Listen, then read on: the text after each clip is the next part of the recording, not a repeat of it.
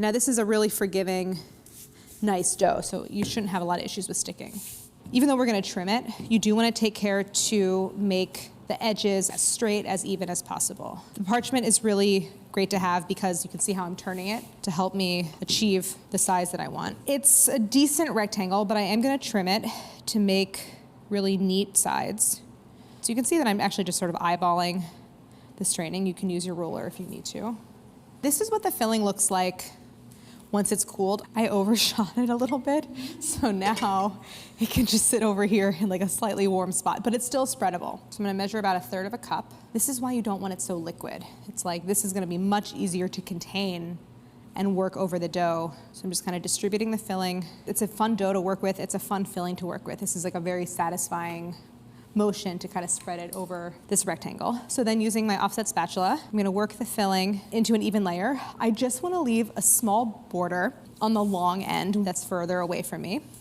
And then everywhere else you can go right to the edges. So now I'm gonna roll this up, and it's the same way that you would roll if you were making cinnamon rolls. So I'm gonna start at the long end with full filling coverage. And I like to start with my thumb and forefinger to just kind of get the dough going. And this is where I like to try to make it as tight as possible because I don't want a spiral that has like a hole in the middle. It's not sticking to the parchment, so it's really easy to do this part.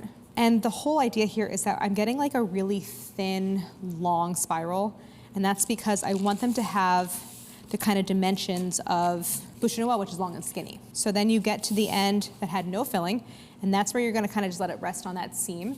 So here you have the first piece of dough all filled, ready to go. It's not so soft, like it's not gonna lose its shape if you handle it a little bit. And this can just hang out here, and now I'm going to repeat that exact same process with the remaining portions of dough.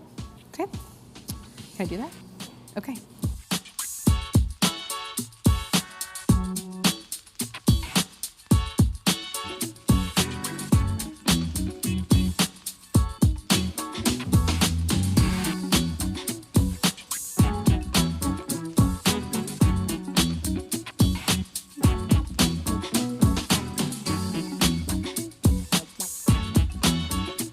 You want to just chill them until the dough is firm again, and that's going to take like 20 to 25 minutes. So you can see from that nice brief chill that they're nice and firm. Now I have that cacao nib and demerara sugar coating. This part's kind of fun. You can just spread this right over that same baking sheet.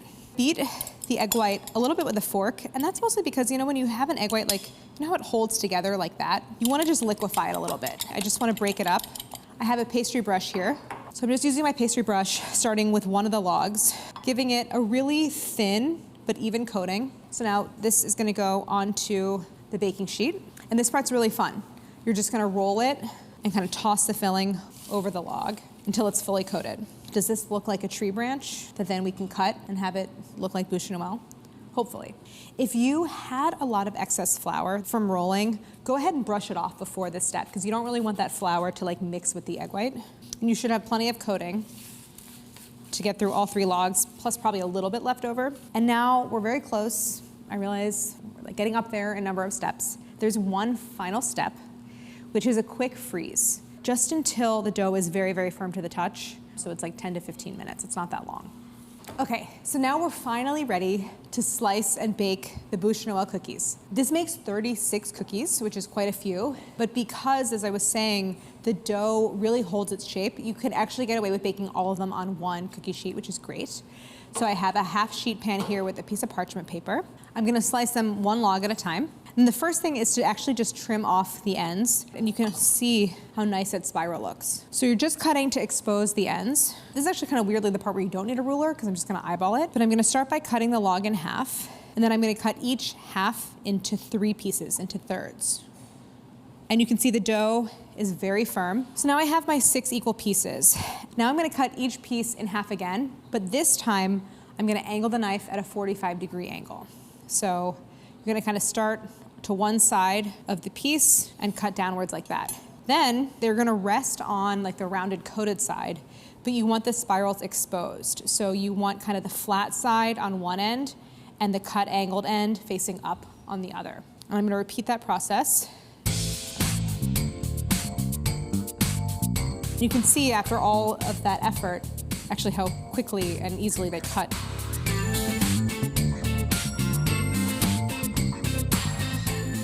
Okay, so here are all 36 cookies. They're ready to bake. They will slump a little bit, but they're not gonna spread. And they're gonna bake until the dough is a little bit puffed and it's gonna feel firm to the touch. So 20 to 25 minutes. Okay. So here they are. I love that when they come out of the oven, you get even more of a sense of the color contrast in the spiral, so that darker filling and then the lighter dough. They look great and they smell so good. So now these just have to cool. You can transfer them to cooling rack to speed it along. I mentioned at the top about freezing. After the coating and the slicing and the angle and everything, once you have those formed cookies, that's actually the perfect time to freeze them solid. So you can see how I arranged them on the baking sheet. Instead of putting them in the oven, put them in the freezer. Wait until they're frozen solid, and then you can gently pack them into a container, and then you can bake them on demand. Now, in terms of storage tips for the baked cookies, once these are fully cooled, they store really well. So just store in an airtight container at room temp.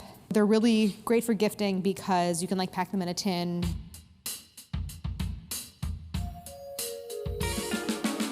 So after all that work, at least you have 36 cookies, which is quite a lot. I also kind of think they're the perfect like 3-bite cookie. I'm gonna taste. Very delicate. The dough is so tender. I love the crunch on the outside. Still not too sweet, nice and chocolatey. There's something very festive about it, which I really love. My advice for the holidays: get more flour, sugar, and butter and eggs than you think you'll need. Use your freezer. Your freezer is your friend. Frozen cookie dough, frozen butter. Take what you think you want to do for the holidays and cut it in half and then actually do that amount, and then you'll be so happy because it's like you won't have been overly ambitious, and then maybe you'll enjoy yourself, which is always important for the holidays. I will say with holiday cookies, it is a balancing act between the visuals, the look, the aesthetic of the cookie, and the taste. But I think this one really does both. So if you want to try this recipe or any of the other cookies from Cookie Week,